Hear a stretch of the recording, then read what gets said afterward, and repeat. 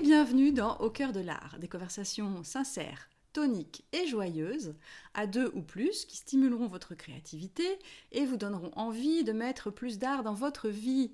Avec moi, Gwenaëlle Perron. Et moi, Sabina Pinzan. Et nous sommes toutes les deux des artistes basés en Bretagne, dans le Finistère, à Douarnenez. Alors aujourd'hui, Sabina, on va parler d'un sujet que tu as proposé, qui s'appelle « Aimer son travail, jusqu'à quel point ?» Et en discutant, on s'est rendu compte qu'il y avait un peu deux aspects sur cette question. D'une part, aimer son travail dans la pratique même de l'art, c'est-à-dire comment on conçoit son processus créatif, ce qu'on peut être amené à aimer, à pas aimer, les pratiques dans lesquelles on est plus ou moins à l'aise et qui peuvent nous faire apprécier ou ne pas apprécier ces pratiques, et puis la question plus vaste de la relation qu'on entretient avec son art globalement et avec son travail. Donc on va essayer aujourd'hui de débroussailler un peu cette question et on va commencer par s'intéresser au processus lui-même et à ce qui peut être agréable ou désagréable et nous conduire à l'aimer ou ne pas l'aimer, sachant que l'idéal, ce serait de pouvoir apprécier toutes les étapes du processus, y compris celles qui peuvent être inconfortables ou plus difficiles. Oui, il faut trouver un équilibre dans le processus créatif. Et il ne faut ni tomber dans l'extrême ou de frustration où on sent que le travail qu'on est en train de faire ne débouche en rien, ni tomber dans un état d'esprit où en fait on se laisse un peu porter par le moment, par l'action, mais on n'aboutit pas vraiment à quelque chose. Donc je dirais que dans le processus créatif, il y a forcément toujours une part de frustration qui peut survenir. Il est difficile d'être toujours capable de représenter l'idée de base, c'est-à-dire on part avec une source d'inspiration, on a une vague idée parfois de comment on veut le représenter, cette source d'inspiration, on va commencer à travailler sur un support et il arrive parfois que ce que le mental voudrait, les mains n'arrivent pas à réaliser sur le support. Donc, la frustration, je crois que c'est quelque chose que tous les artistes vivent. C'est inhérent même au travail de l'artiste. C'est inhérent au travail. Ouais. Donc, je dirais, ça, c'est normal. C'est normal. Après, ce qui n'est pas normal, et c'est là où il faut rester vigilant, c'est si cette frustration, elle est constante.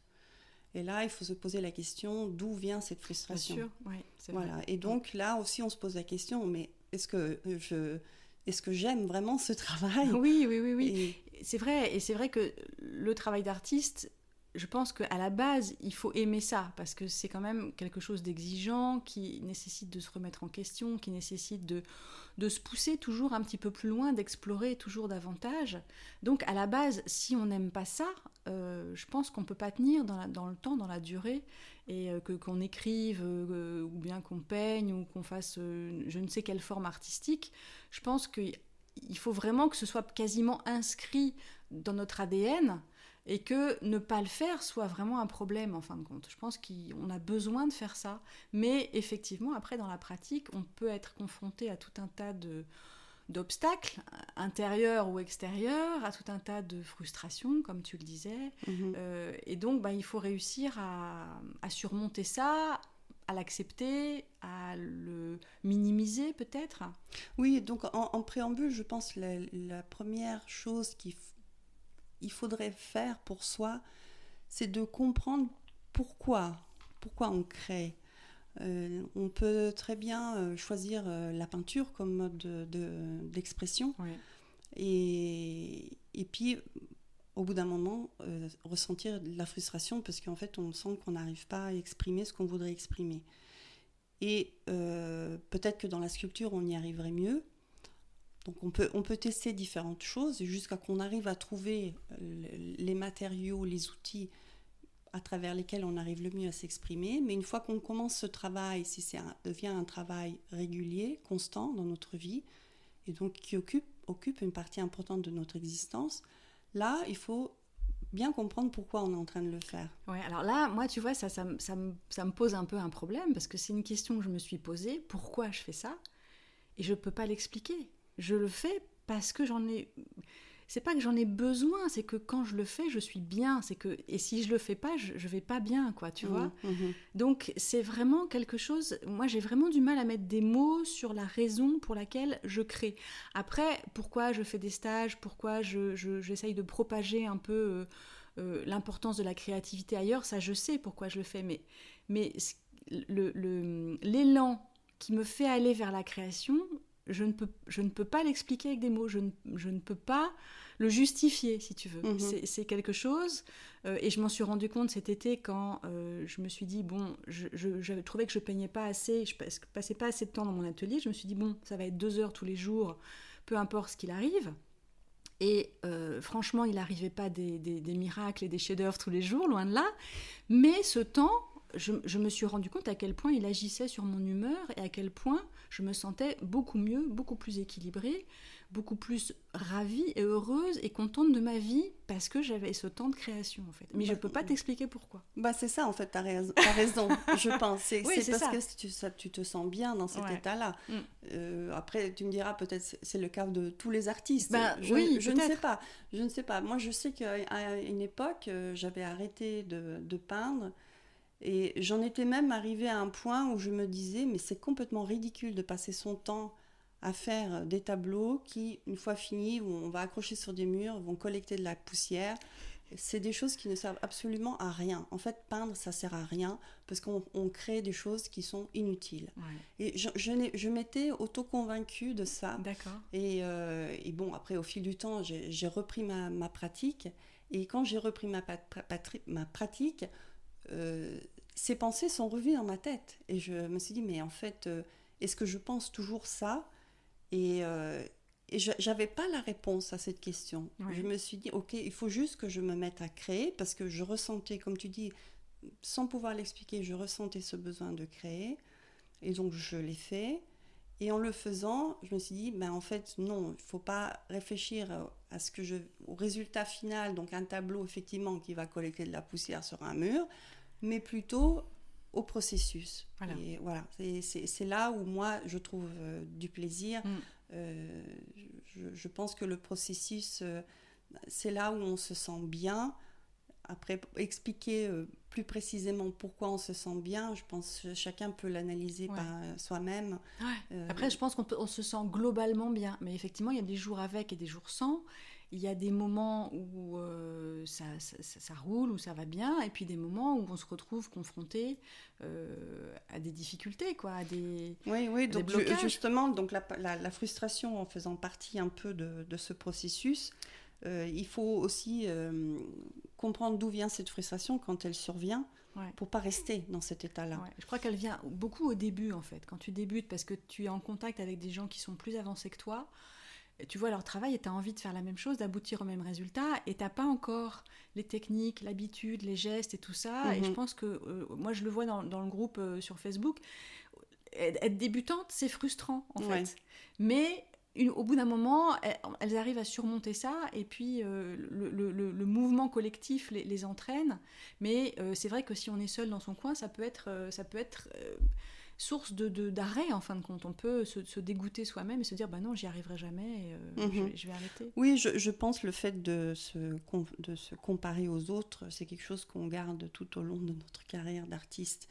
Et c'est vrai que si on continue tout le temps à regarder les œuvres des grands artistes ou des personnes qui sont plus expérimentées que nous, qui produisent plus que nous, forcément ça va un peu continuer à nourrir cette frustration. Ça peut nous tirer en avant, mais ça peut nous bloquer aussi.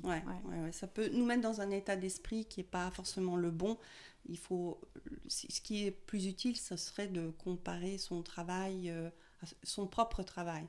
Regarder ce qu'on fait tout au début, et au fil du temps, voir qu'il y a quand même une évolution. Et puis être conscient aussi que chacun a une voix unique en fin de compte. Et que ce que moi je vais dire, c'est pas toi ce que tu vas dire, parce qu'on n'a pas eu la même vie, on n'a pas eu les mêmes expériences. Et que si on part de là, chacun et chacune a sa place dans ce grand concert d'expression et de créativité. Ça peut être une grande place ou une petite place, hein. Ça peut être le pianiste solo ou celui qui donne un petit coup de triangle au fond de l'orchestre. Mais je crois qu'il ne faut pas s'interdire de laisser libre sa création sous prétexte que d'autres ont fait mieux avant, quoi. Parce que sinon, on cuisine plus, on fait plus de sport, on fait plus rien en fin de compte. Parce qu'il y a toujours des gens qui ont fait des choses bien plus impressionnantes avant nous. Ouais. Et donc, pour rester dans cet état de aimer le processus créatif, il y a des choses qu'on peut faire qui vont faciliter ça. Et notamment, avoir les bons outils, par exemple. Au départ, quand on commence une pratique artistique, on n'a pas toujours les bons outils parce qu'on ne sait pas quels outils il faut utiliser. On ne sait pas. Et puis, on se rabat plutôt sur des produits qui sont moins chers parce qu'on se dit, voilà, je ne vais pas gaspiller de l'argent sur des choses que je ne suis pas sûre que je vais continuer à utiliser. Mais c'est... ça peut être source de problèmes. Blocage, de problèmes. Ouais. Donc, il faut rester vigilant par rapport à ça. Et puis, c'est vrai qu'au bout d'un moment, quand on a une pratique constante dans le temps, là, il faut bien réfléchir aux outils qu'on a et aller chercher les outils qui correspondent exactement à ce qu'on souhaite faire. Exactement. Donc ça, il faut bien penser à ça. Les matériaux, donc pour ce qui nous concerne, c'est les peintures. Hein. Il y a toutes formes de peintures existantes. Il y en a qui sont spécifiquement dédiées pour les étudiants à l'école. Et puis, il y a les peintures extra fines qui sont plus pour les artistes, on va dire. Et il y a une grande différence entre ces produits. Oui. Au niveau de la pigmentation, au niveau de la consistance de la peinture. Donc ça aussi, si on souhaite obtenir certains résultats, on pourra le faire uniquement avec des peintures d'une certaine qualité. Donc ça, c'est important dans le processus d'avoir ces outils-là. Au-delà des outils, je dirais qu'il faut également avoir des bases. On rigolait tout à l'heure, je te disais, en fait, si je décide de faire ton portrait, mais que j'ai jamais fait un portrait avant, je vais être dans la frustration. Je vais m'en vouloir parce que je serai incapable de te dessiner correctement. Et après, on va se disputer, on se parlera plus jamais. Et donc, il faut rester vigilant dans le processus et se fixer des objectifs réalisables. Ouais, mais comment on sait s'ils sont réalisables ou pas ? Alors, c'est là où je pense qu'avoir un minimum de formation, d'accompagnement est nécessaire. Il faut avoir quelqu'un qui nous initie un peu, qui nous explique, qui nous donne les bases sur la composition, sur la couleur, sur les tonalités. Toutes ces choses-là sont importantes. Une fois qu'on a ces notions de base, il sera plus facile d'expérimenter, de pratiquer. Après, rien ne nous empêche de dévier, de prendre notre propre chemin. Ouais. Mais tant qu'on n'a pas ces bases, on va un peu patauger dans... Oui, on va avoir du mal à analyser son travail, à dire ce qui ne va pas, en fait. Ouais. C'est surtout ça. Ouais. Donc, c'est pour ça que c'est important de les acquérir. On ne peut pas tout acquérir en même temps. Mais disons qu'on peut commencer par se focaliser sur l'importance des valeurs, et puis après on va se préoccuper de composition, et peu à peu comme ça, on arrive à trouver... Et le dessin aussi est important, je pense qu'il faut passer, qu'on fasse de l'art abstrait ou pas, il faut passer quand même un peu de temps à dessiner, il faut se sentir à l'aise avec un crayon. Oui, parce que même l'abstraction, on peut partir de rien, mais souvent on part quand même du réel, quoi, en fait. Donc c'est important aussi d'observer, en fin de compte, d'observer ce qu'on a autour de soi et de faire attention à ce qui retient notre œil. Enfin, il y a aussi une chose qu'il faut éviter de faire dans le processus, c'est de vouloir aller trop vite. Oui, ça c'est un défaut qu'on a toutes et tous, je crois. Oui. Il m'arrive parfois de me dire, ok, c'est ça que je veux peindre. J'ai vraiment une image en tête. Ces images me viennent des fois pendant la nuit. La nuit, quand je ne dors pas bien, j'ai des images qui me viennent en tête et je vois la peinture. Je vois la peinture que j'ai envie de peindre. D'accord. Et le lendemain, je vais dans l'atelier, je commence à travailler et je n'arrive pas. Je veux vite mettre cette image sur la toile. Et tu vas trop vite. Mais je vais trop vite. Trop vite. Et après, c'est aussi par rapport à l'expérience. Quand on est peu expérimenté, on a vite envie d'arriver à finir quelque chose pour pouvoir le montrer, pour pouvoir le partager. Et c'est vrai qu'il faut prendre le temps de tester, d'expérimenter, de voir si on peut faire mieux, de prendre du recul, de revenir. Le temps est vraiment précieux dans le processus créatif. Il faut prendre le temps. Et personnellement, je sais, je passe beaucoup de temps simplement à réfléchir dans mon atelier. Lorsque je travaille sur une peinture, je vais la mettre sur le chevalet, j'ai un fauteuil juste en face, je me plante devant et des fois il arrive que je passe 20 minutes, une demi-heure à regarder la peinture, je la retourne dans tous les sens et il faut prendre le temps. Prendre du recul. Il faut prendre du recul et c'est ça, c'est cette réflexion qui est... Je peux même pas mettre des mots sur cette réflexion parce que les pensées, des fois, elles partent même au-delà de la peinture, mais c'est comme avoir un dialogue avec ce support visuel, il est nécessaire et donc on ne peut pas précipiter les choses. Voilà, il faut laisser ce temps de réflexion, il faut laisser mûrir l'image dans sa tête et il faut après aussi dans le travail même, il faut prendre le temps de faire les choses. C'est pour ça que je conseille souvent aux stagiaires et aux gens en général de travailler sur plusieurs toiles en même temps. Parce que justement, tu es forcé de prendre ce recul de toute façon, puisque tu passes de l'une à l'autre, et que tu vas pas pouvoir toutes les faire aboutir en même temps, et que chacune va aller à sa vitesse.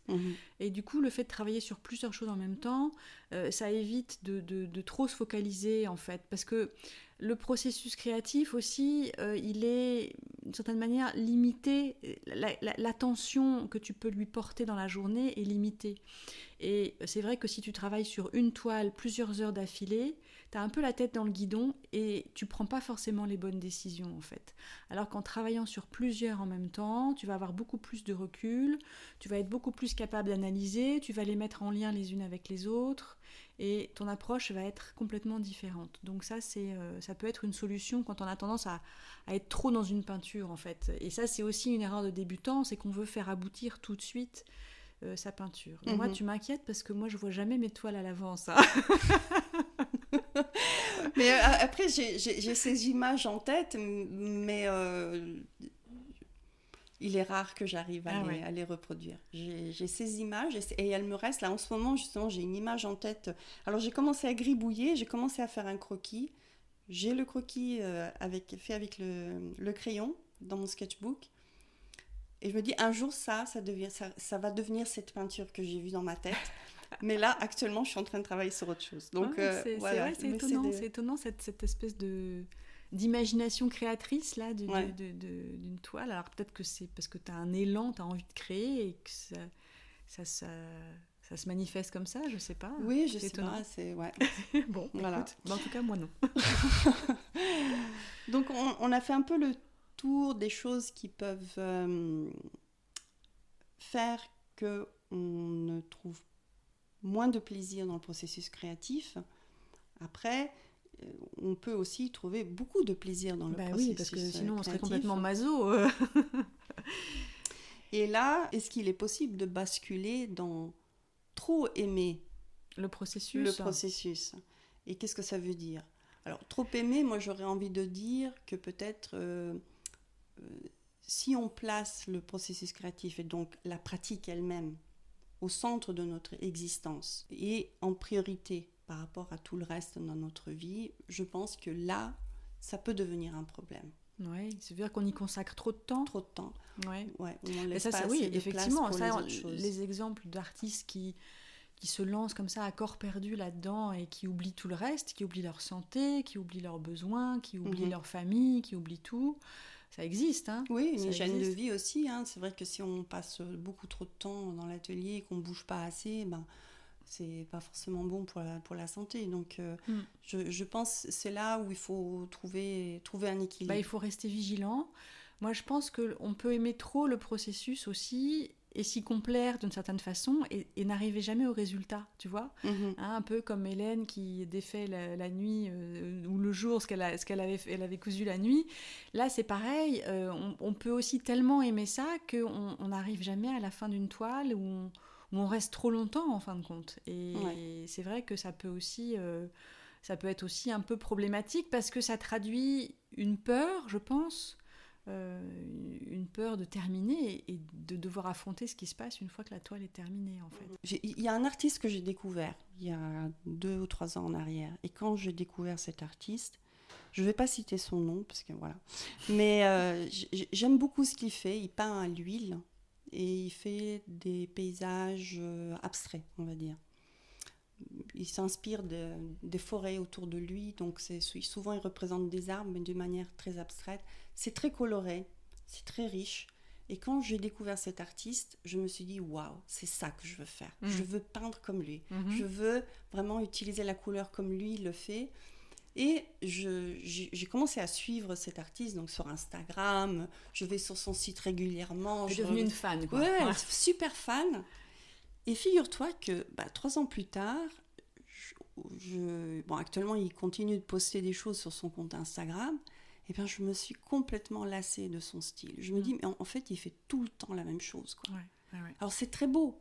J'ai toujours plaisir à regarder ce qu'il fait. Mais j'ai plus cette étincelle. Et je me dis, en fait, Et en fait, je pense même qu'il a atteint un point où lui-même, il ne sait pas où emmener son travail. Oui, c'est possible, ça. Et il poste beaucoup maintenant des œuvres qu'il fait avec Procreate.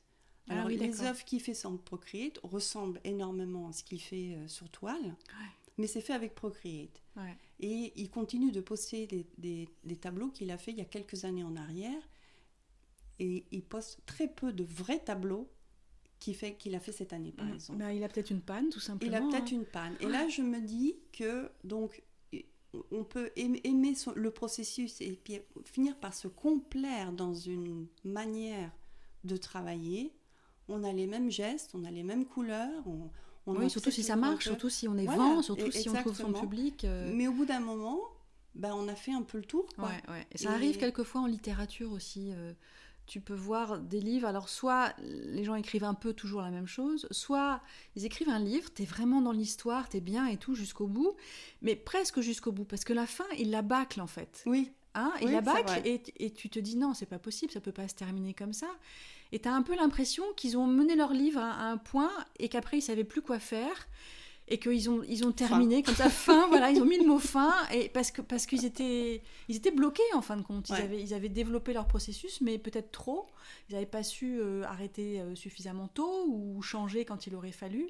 Et toi, lecteur, tu te retrouves vraiment sur ta faim, c'est le cas de le dire, parce que le livre ne te paraît pas abouti en fin de compte. Et donc ça peut se retrouver aussi dans d'autres domaines. C'est vrai que en tant qu'artiste, une fois qu'on a trouvé une manière de faire des textures ou d'utiliser les outils d'une certaine manière et qu'on maîtrise bien, c'est très humain de vouloir rester un peu là-dedans. On reste dans quelque chose de confortable, quelque chose qu'on maîtrise bien, les gestes sont sûrs, on sait où on va. On a confiance en soi parce qu'on sait exactement qu'est-ce que ça va donner comme résultat. Et ça, c'est un danger. Ben oui, parce que en fait, que ce soit la vie ou que ce soit l'art, rien n'est jamais définitif et tout est en mouvement et tout est dans la fluidité en fait. Et vouloir s'accrocher comme ça à un style, à une manière de créer, forcément au bout d'un moment ça va poser un problème en fait, même si sur le moment c'est rassurant. Et c'est rassurant aussi pour les gens qui regardent ou pour les gens qui lisent, c'est-à-dire que les gens aiment bien retrouver la patte d'un auteur, la patte d'un peintre et voir des œuvres qui ressemblent à celles qu'ils ont déjà vues et qu'ils aimaient en fin de compte. Et je crois que la difficulté aussi à changer, elle est d'une part intérieure parce que ça fait peur, mais elle est aussi par rapport au regard des autres qui peuvent ne pas apprécier le changement qu'on est en train d'opérer. Et c'est toujours difficile d'entendre les gens dire « Ah, je préférais ce que vous peigniez avant. » Ah, tu vois, c'est pas facile d'entendre ça. Donc c'est toujours prendre un risque en fait. Et bon, l'humain, il aime pas prendre des risques. Non, c'est vrai. Donc je pense que pour résumer sur le processus créatif, et donc dans le cas où on est vraiment pris dans une manière de travailler, il est important de continuer à expérimenter dans sa pratique. Et en tous les cas, de rester ouvert à intégrer peut-être des nouveaux éléments, utiliser des nouveaux outils. utiliser des couleurs qu'on n'a pas eu l'habitude d'utiliser. Rester curieux. Voilà, rester curieux. Ouais. Et observer ce que font les autres, parce que ça peut bien sûr nous inspirer aussi dans notre propre travail. Ouais. Alors après, le problème du rapport qu'on a à son travail, eh bien, ça peut être qu'on l'aime trop ou qu'on l'aime pas assez. Là, on va au-delà du processus, on va plutôt s'attacher au résultat final, aux œuvres qu'on a créées. Et moi, j'ai distingué donc deux attitudes qui peuvent être problématiques. C'est donc quand on aime trop son travail. Donc là, si on aime trop son travail, on va avoir du mal à s'en défaire, on va avoir du mal à le vendre, des pièces dont on ne va pas vouloir se séparer. On va être très sensible à la critique. Et globalement, on ne va pas supporter la critique parce qu'on va amalgamer le travail qu'on a fait avec qui on est. Et du coup, ça pose un problème. On ne peut pas entendre ces critiques. Ça peut poser un problème aussi, et là on rejoint un peu le processus, dans la création, parce qu'on va s'attacher à des zones dans la toile qu'on va beaucoup aimer, qu'on ne va pas vouloir sacrifier, et ça peut nuire à l'harmonie globale du tableau. Et ça, c'est vrai qu'on est toutes confrontées à ça, à des moments où on se dit « Ah non, mais ça, j'aime trop ce collage avec ce petit bout de machin et ce petit truc, c'est trop bien. » Et on n'a pas envie, mais on voit bien que ça bloque tout le reste, en fait. Hein. C'est un peu comme un jeu de Tetris, là. Exactement. Et on est obligé de le sacrifier, quoi. Et ça peut être difficile, mais bon, ça arrive à tout le monde. Et puis, comme on l'a dit tout à l'heure, aimer tellement son travail qu'on y consacre toute son énergie, toute son attention, et qu'on n'en a plus pour soi-même, on n'en a plus pour les autres, on n'en a plus pour ses relations sociales, pour ses hobbies, pour ses loisirs. Et là, je pense que ça peut être quelque chose que les gens rencontrent facilement, parce que on est tellement investi dans ce qu'on fait au début, on a tellement envie, et c'est tellement jouissif en fin de compte, qu'on peut avoir cette tentation d'y passer beaucoup de temps, surtout si à côté on a une vie peut-être relationnelle un peu décevante, ou alors on n'a pas pris l'habitude de faire attention à soi, et donc il suffit de continuer sur cette pente-là. Et c'est vrai qu'il y a vraiment un équilibre à trouver entre la vie et la création. Et ça se travaille en fin de compte. Ça se travaille. Je ne sais pas, toi, si tu as l'impression d'être dans un équilibre, comme ça, tu recherches cet équilibre. Oula. La question n'a pas posé. Alors, de manière générale, oui. Mais il y a des moments où ma vie privée prend le dessus, où les activités dans ma vie prennent le dessus, comme cet été par exemple, puisque j'étais prise avec des expositions dans des galeries, dans des salons. T'as eu l'impression que ça grignotait un peu ton temps? Oui, j'ai la visite d'amis, donc c'est vrai que c'est chronophage, énergivore de faire d'autres activités. Et donc, comme on l'avait dit, c'est important d'avoir un bon niveau d'énergie pour pouvoir créer, ou en tous les cas créer de manière agréable. Et cet été, je me suis souvent sentie à plat, quoi. Je n'avais pas l'énergie parce que j'avais trop d'activités. Alors, j'avais le temps de peindre, le temps ne me manquait pas. Mais comme les autres activités avaient... C'est la disponibilité qui te manquait. J'avais pas l'énergie qu'il fallait pour... parce que j'avais trop de choses à côté en même temps. Donc voilà, donc il y a des moments où je n'arrive pas à freiner ce qui se passe dans la vie, et donc ça vient un peu interférer avec mon processus créatif et le temps que j'ai dédié à l'art. Et par contre, en hiver, c'est l'art qui prend un peu le dessus. D'accord. Parce que la saison est prête. On est plus sort à l'intérieur. Voilà. Et donc, il m'est arrivé parfois où pendant une semaine... je passe toute la journée dans l'atelier, je laisse peu de place pour les visites, pour d'autres activités. Et c'est pas néfaste, c'est juste que... Voilà, donc au final, si je regarde l'année, je fais le bilan sur l'année, je dirais que j'arrive à trouver un équilibre, mais je ressens beaucoup de frustration quand la vie empiète trop. T'imposes son rythme en fin de compte. Je ressens beaucoup de frustration, ça me frustre. Donc là, pour moi, c'est la rentrée. j'ai encore une expo avant la fin de l'année, donc je sais que je vais avoir du temps ouais. Et de la disponibilité pour ma pratique. Et vraiment, ça me réjouit, j'ai vraiment besoin de ça. Ouais. Ouais. Toi, tu arrives aussi à trouver un équilibre? Bah, moi, c'est toujours un peu un work in progress, quoi, tu vois. Je dois faire attention parce que, comme toi, j'ai eu un peu la tentation d'en faire trop. Et c'est vrai que c'est pas seulement la peinture, c'est faire des vidéos, c'est faire des choses pour mon groupe, c'est lancer des projets, c'est faire plein de choses. Et donc, il y a aussi un sentiment d'éparpillement et de fragmentation qui peut s'imposer. Et moi, je suis quelqu'un qui a besoin de solitude, qui a besoin de moments de solitude pour me régénérer. Donc là, il y a des fois, je peux ne voir personne pendant 3-4 jours, ça ne me pose aucun problème, au contraire, ça me fait du bien. Donc je sais maintenant que je dois faire attention de garder un temps comme ça régulièrement, pas forcément toutes les semaines, mais au moins... voilà, sur une certaine durée, il me faut des jours comme ça, il me faut des moments où je peux me retrouver avec moi-même.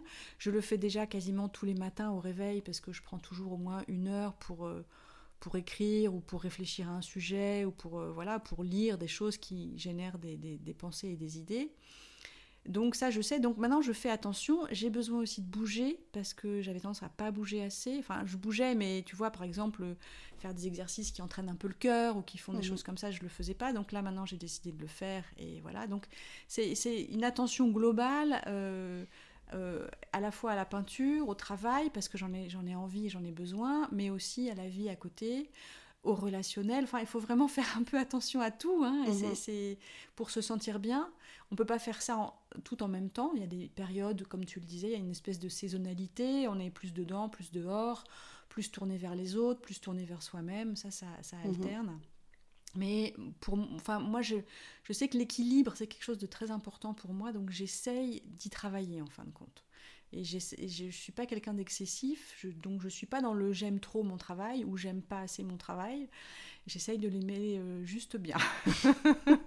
C'est bien, c'est bien. Ouais. Mais c'est pas facile, c'est-à-dire que tu es un peu comme un funambule, qui était tout le temps en train de chercher ton équilibre en fait.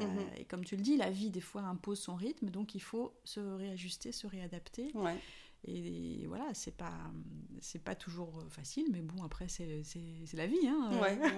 Après, je pense que les artistes, enfin moi je suis quelqu'un d'assez passionné, j'ai un sang chaud italien, donc je peux m'enflammer très vite. Et donc aussi par rapport à mon art, j'ai cette relation comme ça. Très un peu je t'aime moi non plus, quoi. Ouais. Voilà. Donc il y a des moments où j'ai vraiment envie de tout balancer par la fenêtre. Ah ouais. Ouais. Il y a des fois où je me dis mais j'arrête quoi. Je vais arrêter. Il y en a marre. Et puis des fois je vais dans l'atelier, je dis ok, surtout ne me dérangez pas. Aujourd'hui c'est mon temps avec mon art et donc voilà, j'ai cette relation là, mais c'est par rapport à ma personnalité, par rapport à qui je suis et peut-être que ça se ressent sur mes tableaux au final. Peut-être, c'est tout à fait possible, mais ça, il faut demander aux spectateurs. Alors, qu'est-ce qui se passe quand on n'aime pas assez son travail ? Eh bien, on va peut-être pas se donner les moyens de le faire bien. On va peut-être pas y consacrer assez de temps. On va négliger ce travail au profit d'autres personnes parce qu'on a l'impression qu'on est plus utile ou que c'est moralement plus acceptable de se dévouer à sa famille, de se dévouer à un autre métier qu'on peut avoir en parallèle, voilà, à des choses comme ça. Et c'est vrai que ça, c'est des situations qu'on rencontre aussi. Alors des fois, elles sont subies, tout le monde ne choisit pas, mais des fois, c'est un problème de répartition un peu comme ça. Si on n'aime pas assez ce qu'on fait, on va avoir tendance à sous-évaluer, à fixer des prix bas. On va peut-être avoir peur de s'exposer, peur de parler de ce qu'on fait, de s'affirmer en tant qu'artiste. Ça, c'est aussi quelque chose de difficile. Il y a beaucoup de gens qui disent « Mais non, moi, je ne suis pas une artiste, voilà, je fais ça. » Alors que pourquoi pas ? Pourquoi pas ? Enfin, il n'y a pas un label, il n'y a pas des cases à cocher pour dire je suis artiste ou je ne suis pas artiste, en fait. Est-ce que je me sens artiste ou est-ce que je ne me sens pas artiste ? Après tout, ça regarde que soi de se définir comme ça ou pas. Donc ça, c'est des choses qu'on peut rencontrer. Et je pense qu'on aime trop son travail globalement ou qu'on ne l'aime pas assez, c'est un problème de relation avec soi, en fin de compte. Dans un cas, on a peut-être un ego... un petit peu fragile et du coup on s'attache trop et on s'identifie à son travail, c'est ce que je disais tout à l'heure, ou on est un peu faible de ce côté-là, on manque de confiance en soi et du coup on se dit oh ben non, on minimise ce qu'on fait, on dit oh mais non mais c'était facile, quand les gens nous font des compliments, on les prend pas, enfin on n'y croit pas en fin de compte, on croit pas qu'on puisse vraiment faire quelque chose de bien. Et donc, que ce soit d'un excès dans un sens ou dans l'autre, je pense que si on se trouve dans ce cas de figure, c'est important, pour le coup, là, vraiment de se poser des questions et de se dire comment je me sens. Est-ce que ça me pose un problème ? Parce qu'après tout, on peut aimer beaucoup son travail ou pas beaucoup et puis s'en sentir très bien. Mais si ça pose un problème, je pense qu'effectivement, il y a des questions à se poser, de savoir, par exemple, comme tu le disais, pourquoi on fait ça, pourquoi on aime tellement son travail, ou pourquoi on a du mal à accepter les compliments. On peut se poser la question aussi de savoir, dans la famille de laquelle on vient, comment l'art était vu, comment il était considéré. Moi, je sais par exemple que mes parents, l'art, ça ne les intéressait absolument pas. Je veux dire, mais zéro, quoi. Alors, mon père lisait un peu, mais il lisait un peu ce qui lui tombait sous la main. Mais jamais une expo, jamais un musée, jamais un cinéma, jamais un théâtre. Le jour où la prof d'histoire géo nous a donné un truc à faire au Louvre et que ma mère a dû m'y accompagner, mon Dieu, mais j'en ai entendu parler pendant des mois, c'était le sacrifice ultime. Elle avait dû elle avait dû emmener sa fille au Louvre, c'était le sacrifice ultime, quoi, tu vois. Donc, effectivement, ça peut poser un problème aussi, parce que quand tu viens... Alors déjà, ça fait que je me sentais toujours un peu vilain petit canard, parce que, évidemment, j'étais pas dans un milieu qui était sensible à ça, donc moi qui l'étais, tu te sens décalé quand même, hein, Mais voilà, et ça peut expliquer aussi des inhibitions, ça peut expliquer le fait qu'on a du mal à assumer qu'on est artiste, ou qu'on a du mal à reconnaître la valeur de son travail, les efforts qu'on fournit, tout ça. Donc ça, c'est important. Hein. Je ne sais pas, toi, si tes parents étaient plus sensibles à tout ce qui était artistique. Alors oui, étonnamment, oui, parce qu'ils venaient de milieux très pauvres, on va dire. Et donc, eux-mêmes n'avaient pas connu l'art, la musique, la littérature dans leur enfance, sauf quelques trucs à l'école, comme ça, de temps en temps. Et je pense que c'était un peu leur revanche quand ils ont eu des enfants. Et c'était pour eux important de sentir. Je me souviens, on avait une énorme bibliothèque avec beaucoup de bouquins d'art, des grands auteurs. Mon père aimait beaucoup écouter de la musique classique, donc tous les dimanches, c'était la musique classique à fond la caisse. Tous les voisins l'entendaient dans le quartier. C'était vraiment... oui, et puis pour les musées et tout ça, depuis toute petite, on a toujours allé voir des expos, et donc j'ai toujours eu ce soutien-là et cette curiosité-là. Oui, c'est important de baigner aussi. Le fait qu'on ait baigné dedans ou pas, c'est important. Et puis, le regard que les parents ou les grands-parents ou la famille proche portent sur ça, en fin de compte. Et moi, quand je me retourne, je vois que les livres, oui, mais le reste, non, quoi, en fin de compte. Hein. Mes grands-parents n'écoutaient pas de musique. C'est pareil, ils n'étaient pas intéressés par tout ça, donc c'est quasi miraculeux ou totalement incroyable que moi je sois tellement intéressée par ça, quoi, en fin de compte. Hein. Oui, c'est vrai que en fait, si tu n'as pas eu le soutien de la famille, tu es peut-être en manque de repères depuis l'enfance par rapport à l'art, tu vois. Et c'est vrai que le métier d'artiste est un métier très particulier, parce que nous n'avons pas de chef, nous n'avons pas de collègues, nous n'avons pas de bureau, nous n'avons pas un contrat de travail qui nous impose des horaires spécifiques. Nous n'avons pas de salaire non plus. On n'a pas de salaire non plus, ça fait un peu mal, mais bon. Mais toutes ces contraintes qu'on retrouve dans d'autres métiers, on ne les retrouve pas dans le métier d'artiste. On a un champ vaste devant nous où on peut faire ce qu'on veut, quand on veut, comme on veut. Ouais. Et on est obligé nous-mêmes de créer une structure, des repères, de se créer un chemin qui nous permet justement d'y rester et de prendre du plaisir et de l'aimer et ne pas basculer dans le trop ou pas assez. C'est ça la difficulté de ce métier. On vit de notre passion, et pour nous continuer à nourrir cette passion, on est constamment en train de devoir ajuster les choses. C'est ça, exactement. Parce qu'il n'y a pas de cadre. Non. préalable. C'est nous qui créons toutes les règles, tout le cadre. Et qui sommes responsables aussi, du coup, de ce qui se passe. Ouais. Si le fait que ça marche ou que ça marche pas, qu'on y arrive ou pas, qu'on travaille ou pas, qu'on crée ou pas. Et on peut s'en prendre qu'à soi-même. Donc ça, c'est aussi une grosse responsabilité dont on n'est pas forcément conscient quand on se lance. Mais qui peut être lourde. C'est pareil, si on n'y fait pas attention, ça peut vite devenir très stressant et très lourd en fin de compte, parce que on se fixe des objectifs irréalistes, comme tu le disais, ou bien on se donne pas les moyens, et du coup on patauge, quoi, et ça devient très difficile. Ça, c'est vrai que l'extrême liberté va aussi avec une extrême responsabilité en fin de compte. Oui. Et pour tout le travail que l'on fait aboutit à un résultat final, donc des tableaux. Je disais tout à l'heure, j'ai des tableaux que je déteste, que j'ai fait moi-même, et des tableaux que j'aime beaucoup. Et je pense que c'est tout à fait normal.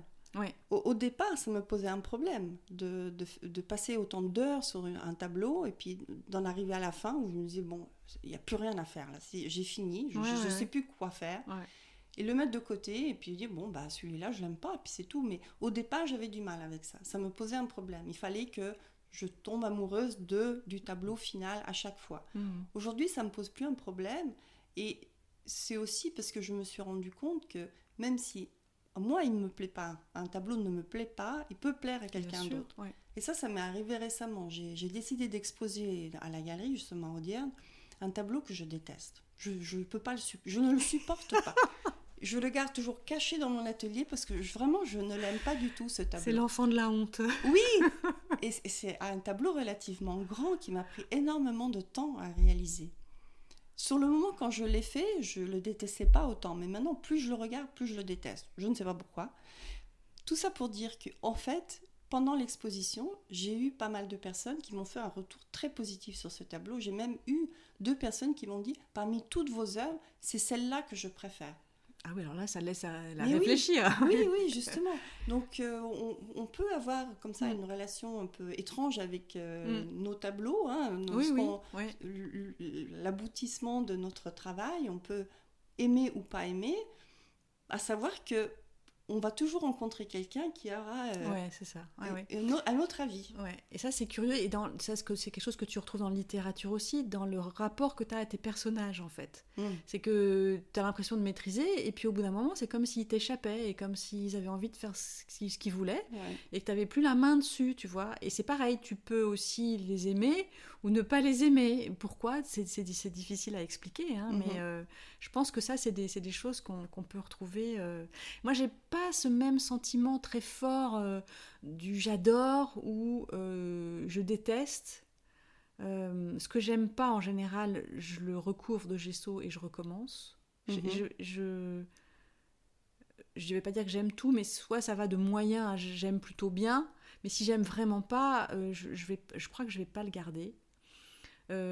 Après, pour moi, il y a quelques tableaux qui sont un peu charnières. Donc ceux-là, j'ai pas envie de m'en débarrasser parce que ils ont une signification particulière pour moi.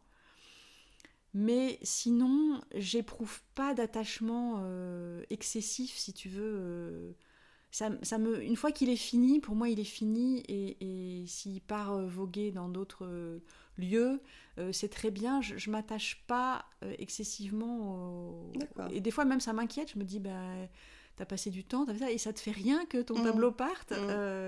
Mais non, en fait, parce que moi, ce qui m'intéresse, c'est de créer, et une fois que c'est fini, quoi, tu vois. Ouais, pour moi, c'est pas pareil. Pour moi, c'est important que la personne qui va acheter le tableau, qui va recevoir le tableau, l'apprécie vraiment et qu'elle va prendre vraiment beaucoup de plaisir. Mais ça, je crois que les gens n'achètent pas s'ils ne s'apprécient pas. Ouais. En général, les gens qui t'achètent des toiles, ils sont... Moi, ça me fait plaisir de voir l'enthousiasme des gens quand ils me disent « Ah, j'aime beaucoup, tu vois, tu les vas repartir avec la toile sous le bras, ils sont ravis. Mais ça me fait pas de coup au cœur, quoi. Tu vois, ça m'attriste pas. Je suis passée à autre chose entre-temps, quoi. Et donc, pour conclure, on va dire que si on aime son propre travail, notamment le travail final, l'aboutissement, le tableau, son dessin, peu importe, il faut trouver le courage de le dire. Au moins de se le dire à soi. Se le dire à soi, je pense, ça c'est peut-être plus facile, mais c'est aussi important de l'exprimer aux autres. Il faut être fier de son travail. Et je pense qu'il faut montrer cette fierté par rapport à son travail si c'est ce qu'on ressent.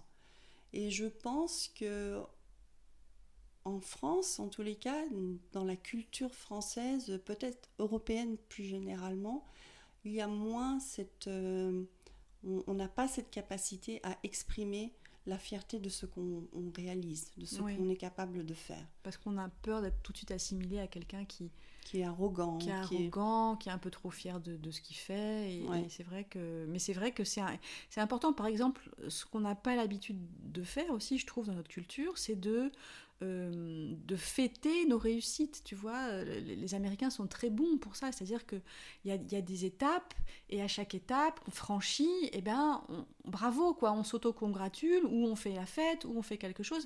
Il n'y a qu'à voir pour notre podcast, par exemple, la plateforme qui l'héberge, au bout d'un certain nombre de téléchargements, elle nous envoie un petit message en disant « Bravo, vous avez atteint tel truc, et vous avez atteint tel truc ». Et ça fait plaisir. Et c'est vrai que nous, on n'a pas l'habitude de faire ça. Or, c'est important de marquer ces moments et de se féliciter, comme tu le dis, et de constater tous les efforts qu'on a faits, tout ce qu'on a appris, toute l'énergie qu'on a mise là-dedans, le temps qu'on y a passé. C'est pas rien, en fait, c'est pas rien. Et donc, c'est vrai que c'est important à la fois d'être fier, de célébrer ce qu'on a fait, et de faire un cadeau aussi, de se bien traiter pour l'occasion. Je pense que ça peut être aussi une bonne manière d'aimer son travail et de s'aimer soi-même.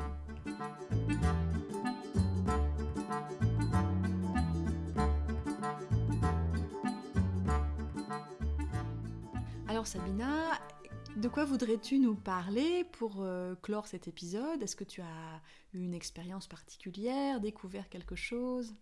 Oui, ce week-end, j'ai eu le grand plaisir de découvrir une expo de photos de Victor Camus, qui était un industriel morlaisien et photographe amateur. L'expo se tient du 26 juin au 6 septembre de cette année et elle a lieu dans le musée du Marquisat de Pont-Croix. Je ne sais pas si tu connais. Non. C'est en fait cette maison. C'est une ancienne maison bourgeoise, donc à savoir que Pont-Croix est un village médiéval, donc la plupart des maisons, c'est des vieilles maisons en pierre. C'est très joli, c'est vraiment un très joli bourg. C'est une petite ville, ouais. Et donc le Marquisat est une ancienne demeure de nobles qui a été reconvertie en musée de patrimoine. Et donc une fois par an, ils font une exposition. Et j'étais allée l'année dernière, ils avaient fait une exposition sur Yann Durest, qui était un artiste local. Il avait fait beaucoup de peintures de Pont-Croix, de la région, j'avais beaucoup aimé. Cette année, c'est complètement différent. Donc, c'était cette exposition de photos de Victor Camus, qui était un représentant d'un mouvement qui est né à la fin du 19e siècle, qui s'appelle le pictorialisme. Je ne connaissais pas du tout. Et en fait, c'est à partir du moment où les photographes ont voulu faire de la photographie artistique, ce mouvement est né. Et lui, il faisait partie de ce mouvement. Et là, il y a un recueil de photos qu'il a faites principalement de la région du Cap-Suzin. Et c'est vraiment très intéressant parce qu'en plus, dans le musée, ils permettent de voir... Ils ont un écran au dernier étage du musée et ils montrent les photos que lui avait prises à l'époque et ils montrent les photos des mêmes lieux prises au même endroit aujourd'hui. D'accord. Et donc ça permet de voir l'évolution dans le temps des bâtiments, des rues, des gens. Et c'est vraiment très très intéressant. Par moments, il n'y a rien qui a évolué. Vraiment, tout est resté en état. Et parfois, beaucoup de choses ont changé. Donc, c'est un beau parcours dans le passé. J'ai beaucoup aimé cette exposition. Donc, c'est au musée du Marquisat, qui se trouve à 8 rue de la Prison, à Pont-Croix. Et voilà, je le recommande vivement. C'est une très belle découverte. Et la maison elle-même est super intéressante parce qu'au rez-de-chaussée, ils ont aménagé la maison comme les gens vivaient au début du XXe siècle. Et donc, il y a des anciens meubles, il y a des anciens objets. On a vraiment l'impression de retourner en arrière dans le temps. Et j'apprécie énormément cet endroit. C'est chouette. Ouais. Et toi, qu'est-ce que tu... Alors, moi, j'ai eu l'occasion, comme j'étais en vacances dans les monts du Lyonnais la semaine dernière, j'ai eu l'occasion d'aller visiter le couvent de la Tourette, près de Lyon, qui a été dessiné par Le Corbusier. Et donc, il y a une visite guidée qui est proposée et qui montre un peu comment ce couvent a été conçu, notamment en rapport avec le paysage, avec les lignes du paysage. En fait, il y a des choses qui rappellent dans la construction des fenêtres tout en longueur, par exemple, des lignes. Tu vois, ça a été construit en fonction de ça. Et donc, c'était très intéressant de découvrir comment ce lieu avait été conçu, avec donc à la demande des frères qui y vivent, qui sont des dominicains, si je ne me trompe pas. Et donc, il y a 3 niveaux. Il y a un niveau pour la vie intime, un niveau pour la vie intellectuelle et un niveau pour la vie spirituelle. Et donc Le Corbusier, avec ses principes qu'on retrouve dans pas mal de ses créations. Donc on voit la structure du bâtiment, on voit les colonnes. Il voulait vraiment que le squelette du bâtiment soit visible. Il voulait aussi que rien ne soit pareil. Donc tu as des fenêtres qui sont un peu plus incrustées dans le béton, plus en avant, plus en arrière. Les fenêtres ne s'ouvrent pas. Il y a des aérateurs sur le côté, des grandes parties qui s'ouvrent pour pouvoir aérer les pièces.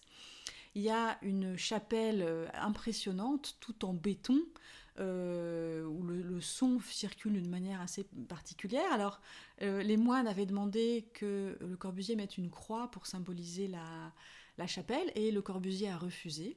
Mais il a dit « Je vais faire en sorte qu'on sache que c'est dans la chapelle qu'on arrive ». Et effectivement, il y a une porte extrêmement massive qui s'ouvre et qui bascule complètement à 180 degrés.